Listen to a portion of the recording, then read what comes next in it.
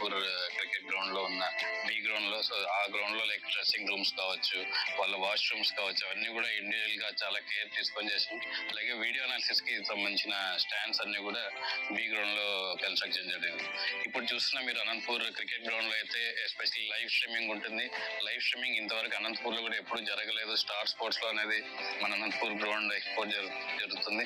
చాలా మంది అనంతపూర్ లో ఉన్న ప్లేయర్స్ కి ఒక చక్కని వేదిక కావచ్చు, అంటే ఇంటర్నేషనల్ ప్లేయర్స్ ఏ విధంగా ఆడతారు, వాళ్ళ ఆట తీరు ఏ విధంగా ఉంటుంది, ఇవన్నీ కూడా చూడడానికి లైక్ స్పెక్టేటర్స్ కి కూడా మన ఆర్గనైజింగ్ కమిటీ వాళ్ళకి ఫ్రీగా ఎంట్రీ ఇవ్వడం జరుగుతుంది. సో ప్రతి ఒక్కరు కూడా మనకున్న స్టాండ్స్ కెపాసిటీ అరౌండ్ 5,000 మెంబర్స్ ఉన్నారు. సో 5,000 మెంబర్స్ కి ఫ్రీ వీట్నెస్ చేయడం జరుగుతుంది. సో వాళ్ళు ఏ విధంగా ప్రిపేర్ అవుతారు, ఏ విధంగా ఆడతారు అనేది చూడొచ్చు. ఇది ఒక్కొక్క మ్యాచ్ 4 days ఉంటుంది. So 5th, 6th, 7th, 8th first match జరుగుతుంది. దాని తర్వాత 3 days గ్యాప్ ఇవ్వడం జరుగుతుంది. తర్వాత సెకండ్ రౌండ్ మ్యాచెస్